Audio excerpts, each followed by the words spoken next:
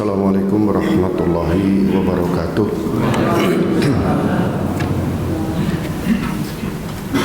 Alhamdulillah. Alhamdulillahilladzi arsala rasulahu bil huda wa dinil haqq liyudhhirahu 'ala dini kulli wa kafa billahi shahida.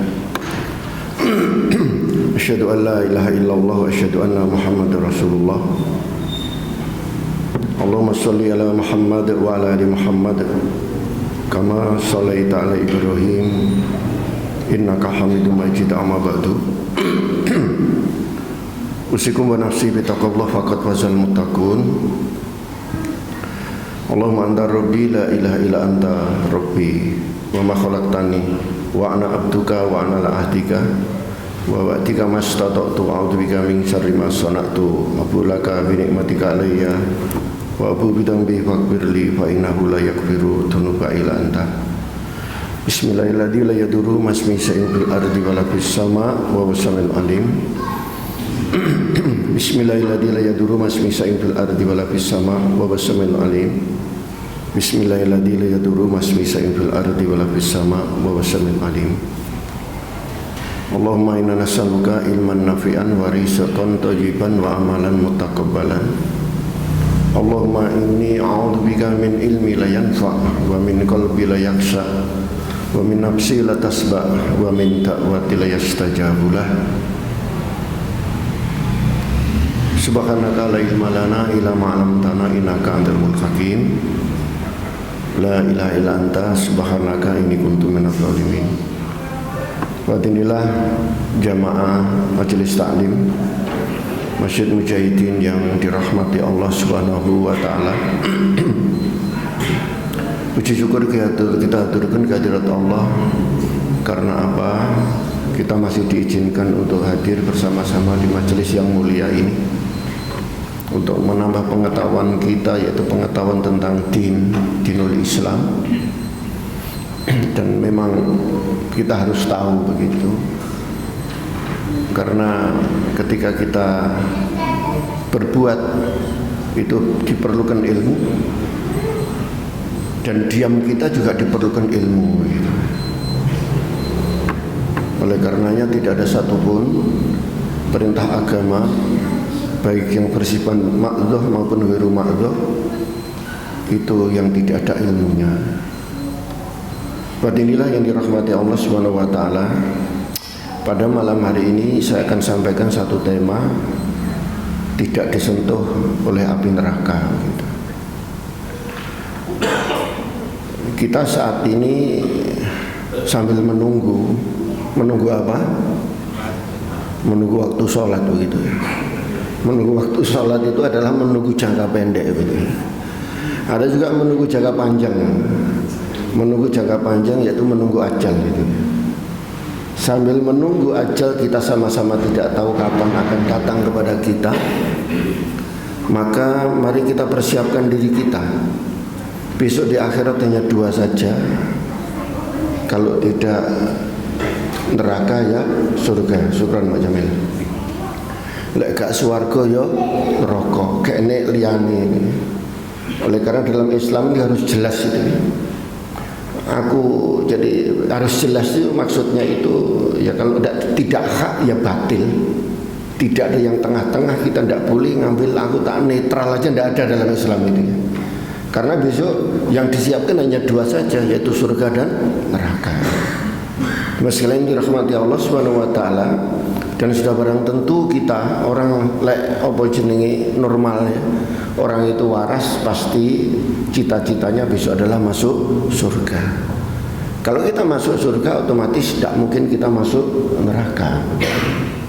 Oleh karenanya mari sekalian, mari kita bercita-cita ini kita tetapkan mulai sekarang. Jangan kita hidup alah kalau patah ditakdirne swarga ya swarga, neraka ya neraka. Tidak. Karena Allah katakan dalam Al-Quran, walladzina jahadu lanahdiyanahum subulana. Barang siapa yang bersungguh-sungguh untuk menuju ridha Allah Subhanahu wa taala, apa yang diridhoi Allah adalah surga, maka niscaya Allah akan memudahkan jalan kita menuju surga. Kalau kita dimudahkan jalan menuju surga, maka insya Allah kita dijauhkan daripada neraka. Jadi kita sekalian jangan alah gak apa-apa besok, tidak. Demi Allah tidak. Kita tidak ada yang tahu di antara kita kapan diwafatkan oleh Allah Subhanahu wa taala. Sudah tidak ada saatnya lagi untuk mengulur-ulur waktu. Tetapkan malam hari ini kita memiliki cita-cita yang mulia adalah surga, dan kita minta kepada Allah dijauhkan daripada siksa api neraka. Wadina yang dirahmati Allah Subhanahu wa taala. Ini apa namanya? Wong normal seperti itu, Pak. Kalau orang yang tidak normal pasti mencari sesuatu ya sing ora umum itu ya. Lah umume wong urip kuwi lek wong beriman cita-citanya surga, tetapi kalau orang tidak beriman tidak memiliki cita-cita seperti itu, bahkan menganggap itu adalah merupakan suatu dongeng gitu ya. Merupakan suatu perkara yang remeh-temeh. Wadina yang dirahmati Allah Subhanahu wa taala, dalam satu riwayat ya dengan sanadnya Ibnu Mas'ud, Nabi Muhammad SAW bersabda, "Ala akhbirukum biman takhrumu alaihi nar?" Qalu, "Bala ya Rasulullah." Maka Nabi mengatakan, "Kullu hayyinin layyinin qaribin sahlin." Saya ulang lagi ya. Ini sebetulnya murojaah juga pernah saya sampaikan, tapi belum sempat saya bahas itu ya. Ya. Jadi beliau menjawab. Jadi Nabi mengatakan, "Maukah kalian aku tunjukkan orang yang haram disentuh api neraka, Pak? Api neraka nanti haram untuk mencontoh orang-orang yang disebutkan oleh Rasulullah seperti ini." Jadi tidak disentuh oleh api neraka. Maka para sahabat menjawab, "Purun ya Rasul, kula purun." Ya. Kemudian beliau menjawab, yaitu orang yang hayyin, orang yang layin, orang yang qarib, dan orang yang sahal. Ada berapa? 4 ini, Pak. Mari kita menyesuaikan diri dengan 4 ini nanti yang dijanjikan oleh Rasulullah SAW, di mana 4 sifat ini nanti bisa menjauhkan kita, menghindarkan kita daripada siksa api neraka. Lek urung ngono kuwi ya belajar di ngonokne begitu ya. Karena memang kita hidup ini sekalian hanya 2 saja. Kalau tidak mengikuti kolbu, yang mengikuti hawa nafsu. Maka yang diajarkan Rasul adalah mengikuti kolbu, hati nurani nanti. Kalau kita belum seperti ini ya termasuk saya ya belajar seperti yang disampaikan oleh Rasulullah. Dalam konteks apa? Konteksnya adalah jangan sampai besok kita masuk ke dalam neraka gitu ya. Haram disentuh oleh api neraka, haram.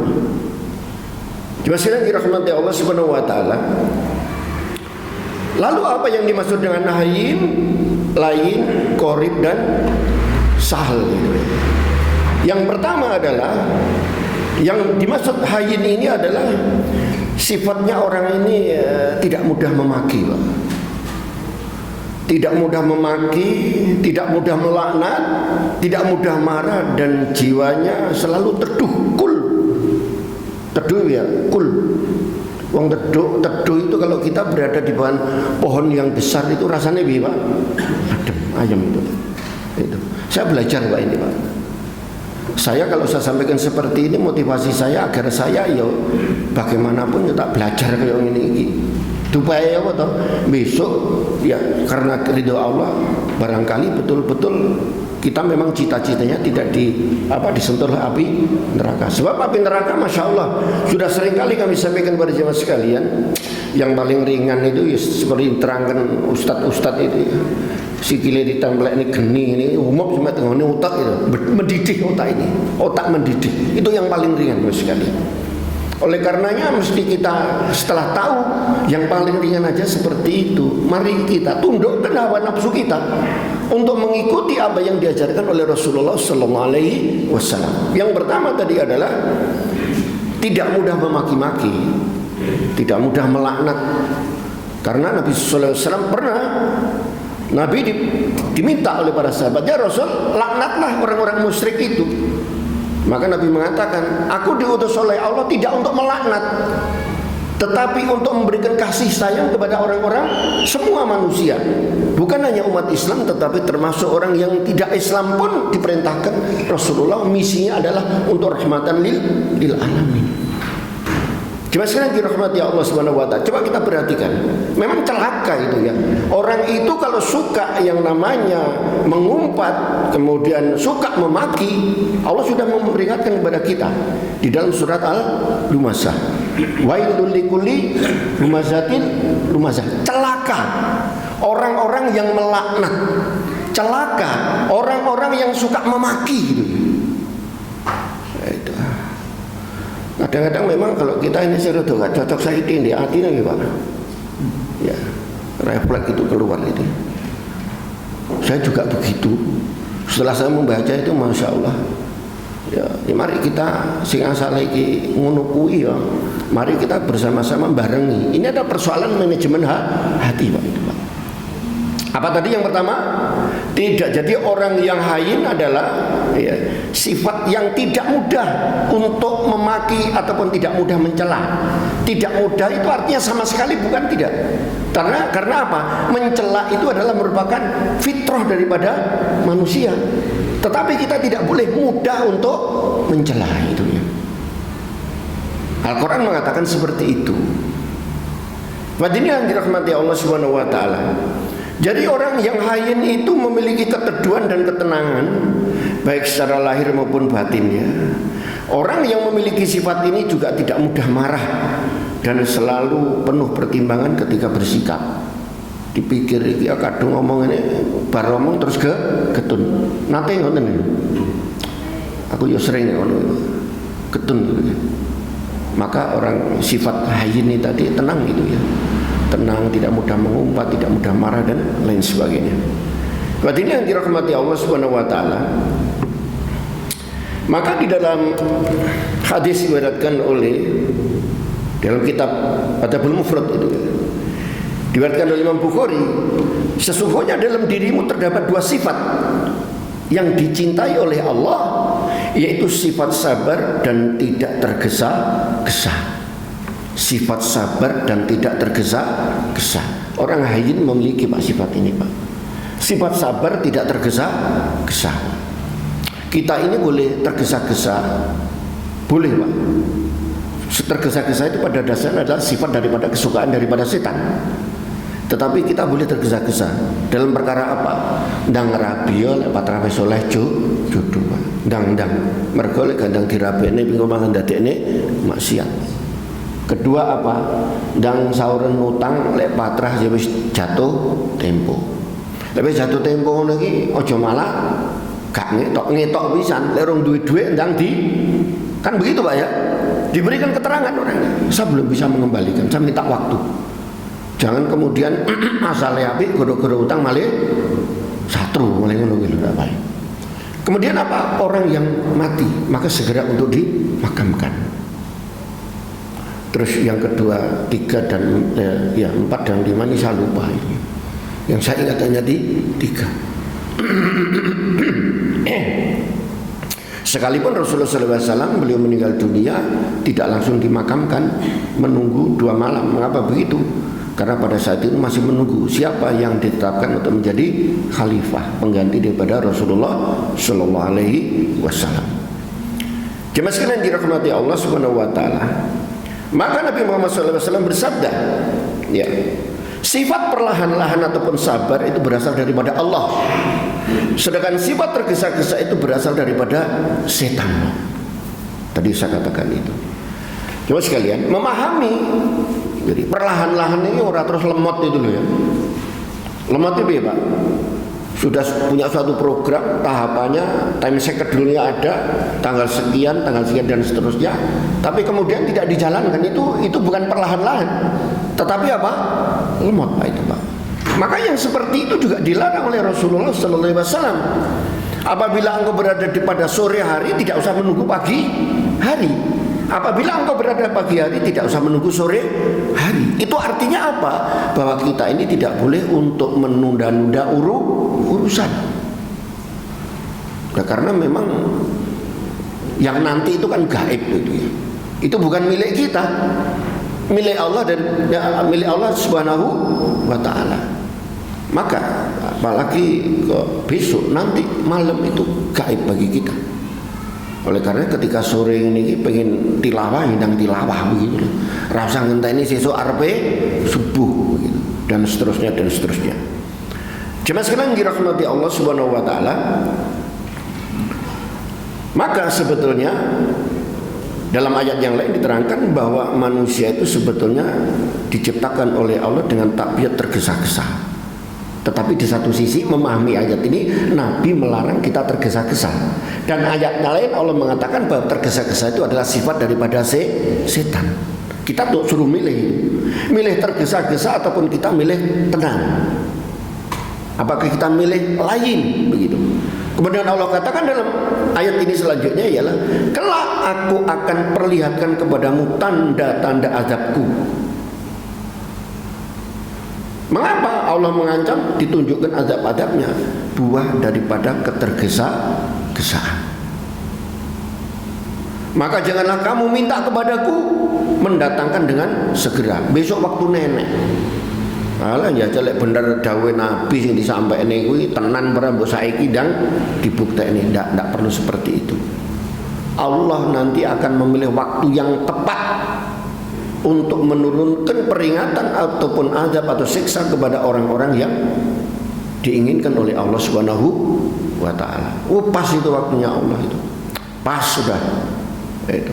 Menggoda di upamanya itu adab-adab ataupun peringatan ataupun siksa itu diturunkan kira-kira 1 bulan sebelumnya, gak tepat. Tepaknya ya pas. Ini contohnya apa? Sekarang ini dari suatu persoalan di negara kita yang bukan rahasia lagi. Allah tepat sekali itu waktunya menurunkan beberapa minggu yang lalu. Lesesasi itu gak tepat itu. Memang tepaknya ya wis ngene. Demikian juga persoalan-persoalan yang ada dalam kehidupan kita ini. Waktu ini yang dirahmati Allah Subhanahu wa taala. Maka orang yang memiliki sifat hayyin ini besok kelak jasadnya akan Allah haramkan daripada atau disentuh oleh api neraka, Pak, itu, Pak. Modalnya hanya apa? Modalnya agar kita sekarang tidak mudah apa tadi? Untuk mengumpat, ngelok-ngelok nih. Kemudian kita bisa menahan marah. Kita tidak tergesa-gesa. Ya. Di dalam menyelesaikan suatu masalah kita tenang begitu ya. Ketenangannya diibaratkan seperti pohon yang teduh itu. Maka insya Allah yang begitu itu nanti hasilnya akan lebih baik daripada tergesa-gesa itu. Jemaah sekalian dirahmati Allah Subhanahu wa taala. Yang kedua apa tadi? Lain. Hayyin, lain.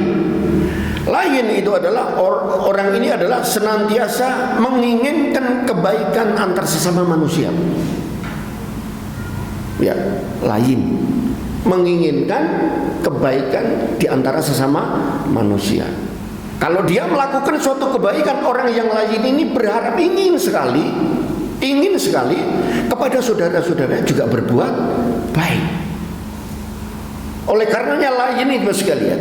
Ini termasuk kalau ada seorang yang lain menginginkan saudaranya untuk melakukan perbuatan baik sebagaimana yang dia lakukan, otomatis dia pasti melakukan suatu proses. Prosesnya apa? Watawasau bil haq watawasau bis sabr. Selalu Pak itu, Pak. Itu gaya hidup sudah itu. Berkali-kali setiap dalam majelis taklim saya sampaikan, adab kita menuntut ilmu itu bukan mendapatkan ilmu kemudian berhenti selesai, tidak.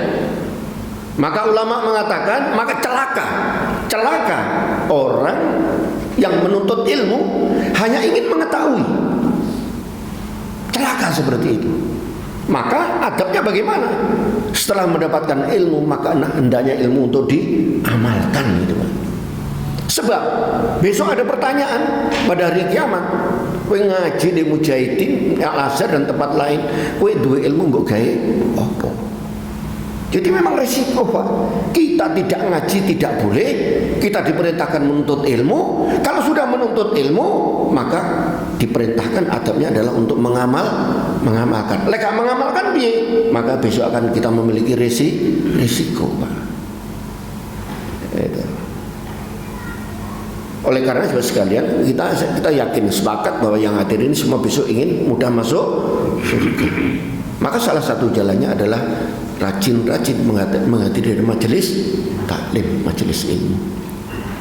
Itu yang dijanjikan oleh Rasulullah Sallallahu Alaihi Wasallam.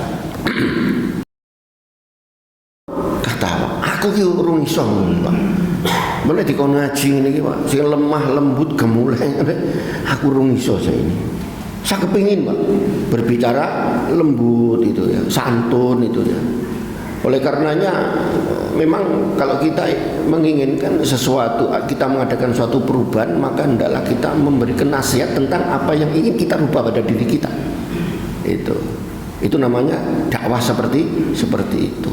Aku ngene iki mone ha ngumpulkan dhewe lho omong kaya ngono ben gak apa-apa. Terus aku tak akoni sik kaya ngene. Tetapi saya punya cita-cita Pak.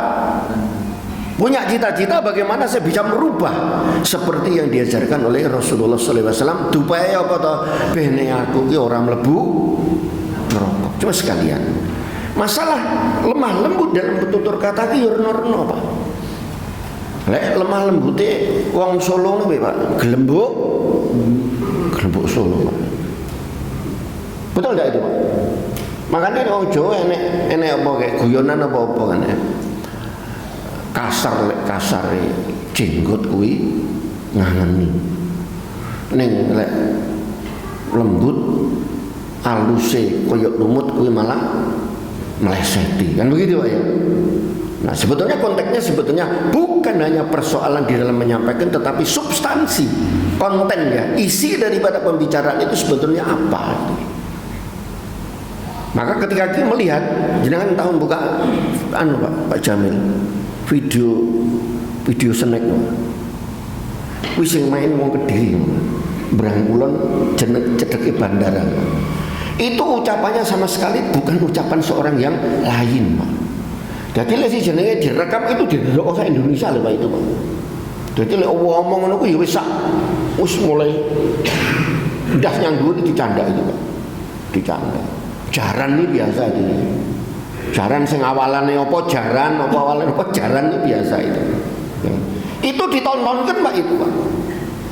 Maka kalau kita melihat seperti ini, masya Allah, jauh daripada apa yang diajarkan oleh Rasulullah Sallallahu Alaihi Wasallam itu ya.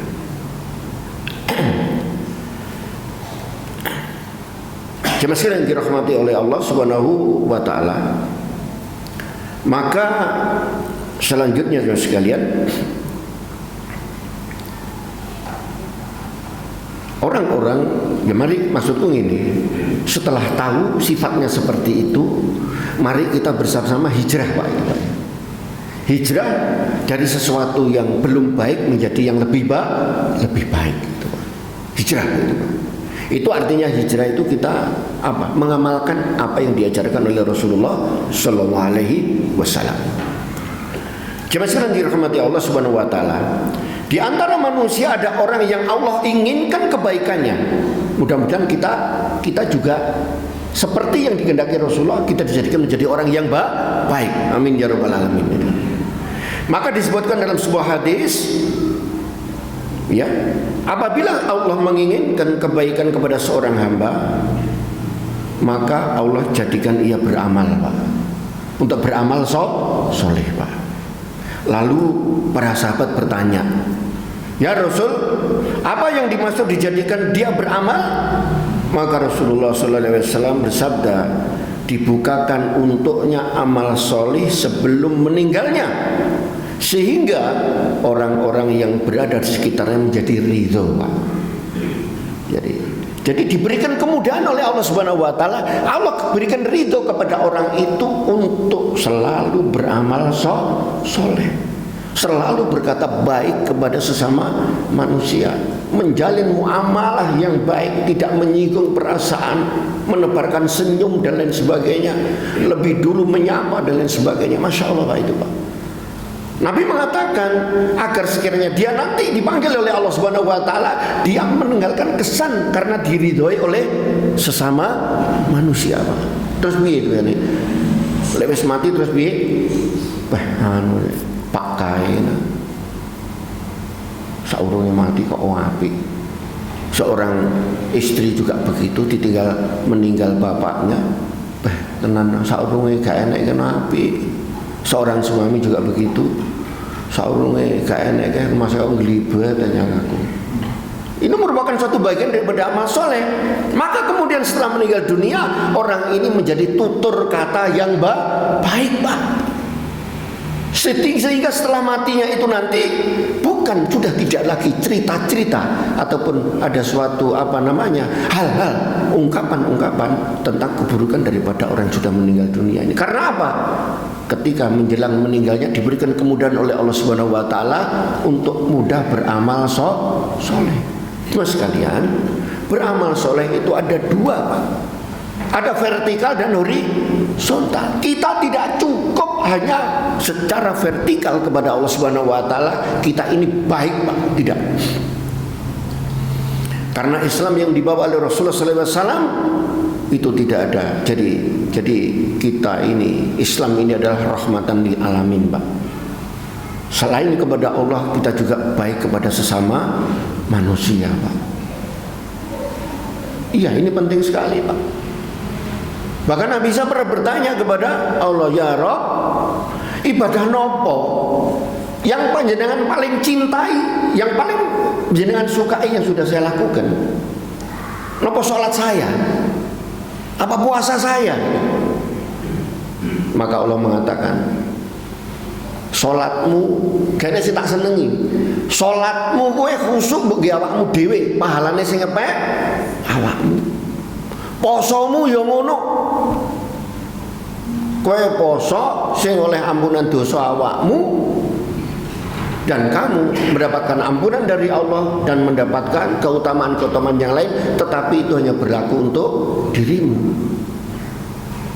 Kemudian Allah menerangkan, yang aku sukai kepada kamu adalah kamu memasukkan rasa senang kepada hati orang lain. Coba secara umum, Pak, memasukkan rasa senang, tidak diperinci melakukan ini, melakukan, pokoknya segala sesuatu yang menyenangkan orang lain itu adalah merupakan perkara yang dicintai oleh Allah, Pak.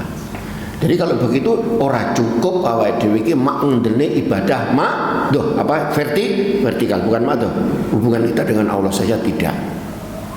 Tetapi hubungan kita dengan sesama manusia ini perlu kita pertimbangkan ini. Sekalian dirahmati Allah Subhanahu wa taala. Maka seorang sahabat, seorang ulama mengatakan, maka apabila seseorang jika melihat kebaikan dari saudaranya, maka dia memberitakan dan menyebarluaskan. Lek nek wong berbuat baik, awake dhewe ora dikongkon, Pak, cerita-cerita nek ora apa-apa, Pak. Itu menunjukkan bahwa kita tuh ikhlas. Tidak berat untuk menceritakan kebaikan orang lain, Pak. Orang terus malah tutup-tutupi kenaan nih, mudah-mudahan tak cerita-cerita nih.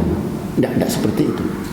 Tetapi kita diperintahkan untuk menyebarkan kebaikan orang lain kepada saudara-saudara kita. Tetapi sebaliknya, dan jika dia mengetahui kekurangannya, maka dia menyembunyikannya dan menutupinya. Inilah merupakan thariqat ataupun jalan agar kita besok di akhirat aib-aib kita akan ditutup oleh Allah Subhanahu wa taala. Barang siapa yang menutup aib saudaranya di dunia, maka besok di akhirat aibnya akan ditutup oleh Allah. Barang siapa yang membuka aib saudaranya di dunia, maka besok aibnya akan dibuka oleh Allah Subhanahu wa taala. Timbul pertanyaan, aib yang mana? Ya aib-aib yang bersifat pribadi begitu itu, tapi kalau orang sudah melakukan suatu kejahatan publik, merugikan kepentingan harkat dan masyarakat orang banyak, maka yang seperti itu untuk membuat dia jera, malu untuk tidak melakukan lagi, maka tidak mengapa apabila itu diceritakan ataupun disebarkan dengan maksud agar orang lain tidak akan menjadi korban daripada orang itu. Masyaallah muslimin yang dirahmati Allah Subhanahu wa taala. Maka Ibnu Qayyim al-Jauziyah beliau mengatakan, jika Allah menghendaki kebaikan untuk seorang hamba, maka Allah akan menjadikannya. Pertama, orang itu mengakui dosanya dan bertobat. Mari kita bertanya kepada diri kita masing-masing, sudahkah kita pernah mengakui dosa kita dan bertobat, berhenti dari perbuatan dosa? Maka beliau mengatakan, ya, kalau Allah menghendaki baik seorang hamba, maka orang itu mengakui dosanya dan bertobat. Kemudian yang kedua adalah menahan diri dari membicarakan dosa orang lain, Pak. Itu angel berapa? Angel Pak itu. Apa nih saya kini berita-berita kayak ini, masya Allah. Itu. Kemudian yang ketiga adalah, jadi kalau Allah mau menjadikan baik seseorang, maka berikutnya dia memiliki sifat dermawan dari apa yang dia miliki. Awean itu loh, Pak. Kadang-kadang awake dhewe urung cukup wis dikene ngene wong dia. Itu tanda-tanda seseorang itu diberikan kebaikan, akan diberikan kebaikan oleh Allah Subhanahu wa taala. Kemudian berikutnya tidak mengincar. Mengincar apa, Pak? Orang milik ya. Tidak punya perasaan ingin memiliki milik orang lain. Dan berikutnya adalah sabar dalam menghadapi gangguan daripada orang lain. Cuma sekalian, awake dhewe urip niku lho ya, orang yang satu dengan satunya diciptakan oleh Allah untuk menguji kita, Pak. Sing asale iki wong urip dhewe kemudian dirabekne karo Gusti Allah, maka siap-siaplah. Istri itu menjadi ujian bagi suami, suami menjadi ujian daripada istri. Awake dhewe yo ngono, sing asale ora kenal malih kenal, Pak. Maka perkenalan itu oleh Allah dipergunakan apa? Persaudaraan yang berawal daripada perkenalan itu akan dijadikan sebagai ujian oleh Allah Subhanahu wa taala. Patra awake dhewe anu, Pak. Ngono enek sing ngene, wis aku tak gak metu balas, aku gak seraung aku. Aku lek seraung timbangane engko oh, Pak. Lek seraung timbangane nimbulne dosa itu ya. Maka dalam Islam tidak seperti itu. Jadi kita hidup dalam Islam itu bukan ego, tidak seperti itu. Oleh karena di awal tadi hazin itu termasuk lain, itu bagian daripada kita membuka diri untuk bisa berkomunikasi, menjalin komunikasi hubungan dengan orang lain. Jemaah sekalian dirahmati Allah Subhanahu wa taala. Yang ketiga adalah qorib. Cepat aja. Qorib itu apa? Qorib itu yaitu mudah akrab loh. Qoribun dekat itu loh. Jadi kalau kita ingin besok itu dihindarkan daripada hisab neraka, kita yang akrab ya, bahasanya gaul saya ini akrab itu ya. Akrab tetapi didasari dengan adab. Kalau akrab terus kemudian tidak tahu apa namanya, bagaimana hubungan antara seorang anak dengan orang tua kepada anak. Jadi yang muda menghormati yang tua ya menghargai yang muda begitu. Jadi yang akrab itu, ini yang mengatakan seperti itu Rasulullah SAW itu ya, yaitu orang yang mudah akrab, ramah diajak bicara, memiliki pribadi yang menyenangkan bagi semua orang. Ini wong-wong ini kina, lera suwira pedong digulei, jadi tuh ya, ora tau ketok. Masa aku lek pedong mungkin hatiku ayem. Wah enak ya wong sing anu, wis ben ra pedok ra apa-apa, enak ya ini. Gak usah pedok rapopo. Mari kita menjadi yang seperti ini, Pak. Ini janji Rasulullah. Mari kita tundukkan ego kita. Wah, gak iso saya memiliki status sosial yang lebih tinggi. Tidak enak, Pak, itu, Pak. Tidak ada, Pak. Kita hanya diukur dengan ketakwaan kita. Inna akramakum indallahi atqakum. Maka berikutnya adalah sekalian, ya, mengapa kita ini diperintahkan seperti itu? Jadi orang itu kalau apa jenis memang qorib, Pak, itu akhirnya banyak temannya, Pak, itu, Pak. Orang itu kalau banyak temannya adalah wonge apik, Pak, masya Allah, Pak, dapat banyak keutamaan itu, Pak. Keutamaannya apa? Kita ini kalau berteman dengan orang yang baik, Pak, ya, dia itu akan mengingatkan kita untuk beramal soleh dan juga mengingatkan kita apabila mau jatuh di dalam perkara yang diharamkan oleh Allah.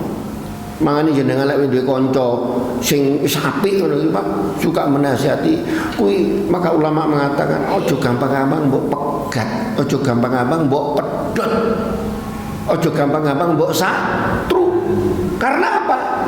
Memutus itu lebih mudah daripada mencari. Kadang-kadang kita tidak cocok dalam satu persoalan. Tetapi sebetulnya di balik itu masih banyak persoalan-persoalan yang kita butuhkan daripada orang yang kita tinggalkan itu. Begitu nasihat kepada kita. Itu. Makanya ulama mengatakan, maaf itu sahabat atau asar yang mengatakan bahwa saya lebih suka berjumpa dengan orang lain daripada saudara saya. Karena kalau saya berjumpa dengan saudara saya, sing diomongin donya tok. Petok ditekoki mobilmu piro, lemahmu piro dan seterusnya. Tapi kalau bertemu dengan orang lain, maka orang lain itu kan orang yang lain yang baik maksudnya, maka dia mudah untuk memberikan nasihat itu. Cuma sekalian dirahmati Allah Subhanahu wa taala, lek duwe kanca apik ngono ki gampang ndongakne. Lek ndongakne ora usah diceritak-critakne. Maka yang seperti itu Nabi mengatakan doanya mustajabah, akan dikabulkan oleh Allah. Karena pada saat kita mendoakan saudara kita tidak tahu di samping kita ada malaikat. Malaikat mengatakan amin, mudah-mudahan kamu juga mendapatkan seperti yang diberikan kepada dia. Sama dongane sugih aku, Pak. Ya, dongane sehat saya, rasa mbok critakne, Pak. Sama akan mendapatkan. Malaikat mengatakan seperti itu. Coba kita perhatikan ini ya. Ya, malaikat mengatakan amin, walaka bimisli, dan kamu juga mendapatkan semisal. Benar Pak? Jadi lek pengen sugih ndongane, ya Allah, kula jangan paringi donya sing kathah gak ngono, Pak. Kita saling mendoakan, Pak. Oleh karenanya saya ketemu dengan para asatid orang ahlul ilmi itu kalau sudah berpisah, Pak Afnan, kita saling mendoakan coba. Artinya apa? Saya mendoakan kepada beliau, beliau juga mendoakan kita, mendoakan saya. Tidak diketahui jaminannya doa itu diamini oleh malaikat, maka malaikat juga mengatakan walaka bimisli, kamu akan mendapatkan hal yang serupa. Lek metu budal ngono kuwi. Lek nek wong rada susah sama dongakne, meneng kali dongakne dalam hati, ya Allah tiyang niku mboten sehat ning paringi sehat. Maka malaikat mengatakan, kowe iku diparingi sehat dan seterusnya. Semakin banyak yang kita doakan akan semakin banyak peluang kita untuk itu. Jadi sing pengen rabi-rabi berang ndongakne kancane sing urung rabi. Engko lak ndongakne iki janjinya seperti itu. Sing didongakne urung rabi, sing ndongakne kancane malah rabi dhisik itu. Jemaah dirahmati Allah Subhanahu wa taala, maka itu qarib ya. Maka yang keempat, yang terakhir adalah yang diharamkan oleh Allah disentuh api neraka, yaitu sahal. Sahal itu orang yang mudah gitu ya, tidak mempersulit. Nah, jangan menggunakan filosofi ini kayak kalau bisa dipersulit, kenapa harus dipermudah? Oh, harus ditinggalkan itu dah. Kita mudah saja dengan orang itu. Gak usah ngel gitu ya. Tipe orang seperti ini sangat cocok gitu ya, kalau dia memiliki kapasitas untuk menjadi pelayan publik ya Pak, memberikan pelayanan kepada masyarakat, gampang menolong itu ya. Pak Tony, penaan gitu ya. Ning ora sak penake dhewe, penaan gitu. Ini indah sekali Pak, sifat ini Pak. Ayo belajar din. Belajar. Kita menjadi orang yang hayin, orang yang layin, orang yang qorib, dan orang yang sahal, Pak. Mari sisa-sisa usia kita ini kita mari hijrah ke sana bareng-bareng. Kira-kira aku jek rada ora rada rung iso ngene iki ya samane likne ra apa-apa. Jenengan merengut mawon sing hayin. Nah, ini ya. Boleh seperti itu. Nah, itu namanya watawasobil perlu sekali. Baik, semestinya dirahmati Allah Subhanahu wa taala, itu yang dapat saya sampaikan pada kesempatan ini, mudah-mudahan bermanfaat ya. Amin ya rabbal alamin. Kita dimudahkan oleh Allah Subhanahu wa taala untuk apa? Dimudahkan untuk bisa mengikuti ittiba dari apa yang diajarkan Rasulullah sallallahu alaihi wasallam. Pada kunatnya saya minta maaf. Alhamdulillahirabbil alamin. Subhanaka Allahumma bihamdika asyhadu an la ilaha illa anta astaghfiruka wa atubu ilaik. Bila taufiq wal hidayah. Wassalamualaikum warahmatullahi wabarakatuh.